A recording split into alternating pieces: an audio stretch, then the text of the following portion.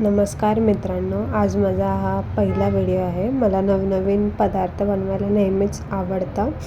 So आज मी माझ्या first व्हिडिओला पिझ्झाने स्टार्ट केलं आहे. तुम्हाला दिसत असेल किती भारी बनलेला आहे पिझ्झा हा.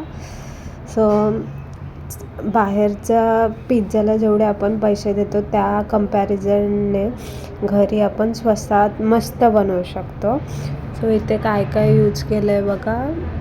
पिझ्झा मी रेडीमेड पिझ्झा बेस आणलेला ऑलमोस्ट, आणि मी नेहमी घरीच ट्राय करते बनवायचा पिझ्झा ॲज कम्पेअर टू बाहेर.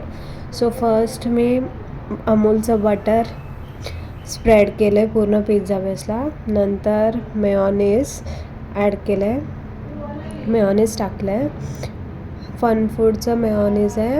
आणि आता त्याच्यावर टोमॅटो कॅचअप टाकते आहे. टमॅटो कॅचअप आणि मेयोनीज सगळीकडे स्प्रेड करायचं. इक्वली स्प्रेड केलं की ते बरोबर खाताना असं फील येतं भारी सगळीकडे. असं मीन्स कुठे कुठे असं मोकळं स्पेस, म्हणजे जसं बाहेरच्या पिझ्झामध्ये टॉपिंग सॉसेस कमी लागतात तसं नाही लागत, भारी लागतं ॲज कम्पेअर टू बाहेरचा पिझ्झा. सो सगळीकडं स्प्रेड करते आहे.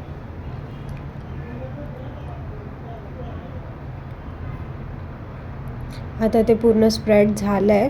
मग त्याच्यानंतर मला चिली फ्लेक्स टाकायला खूप आवडतं, कारण त्या आतमध्ये तसंच त्याचं एक स्पाइसनेस छान लागतं. त्याच्यानंतर टोमॅटो, कॅप्सिकम आणि ऑनियनचं मी टॉपिंग्स टाकते सगळीकडे, जे मला आवडते. तुम्हाला जर कॉर्न आणि पनीर आवडत असेल तर तुम्ही ते टाकू शकता. सो आता टोमॅटो टाकून झालेलं आहे. त्याच्यानंतर आता मी चीज टाकणार आहे, चिली फ्लेक्स वरतून गार्निश करणार आहे. आणि त्याच्यानंतर चीज, जे मला खूप आवडतं. सो भरभरून चीज टाका जर तुम्हाला खूप आवडत असेल चीजीवाला पिझ्झा.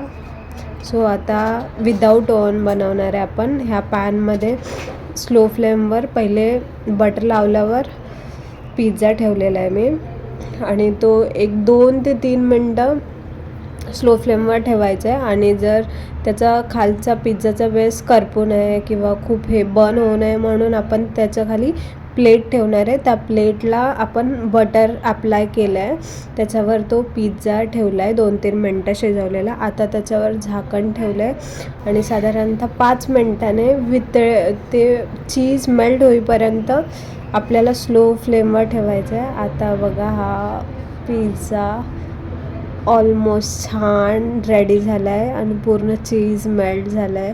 तुम्हाला कसं वाटतं हे कमेंटमध्ये सांगा, आणि तुम्ही पण नक्की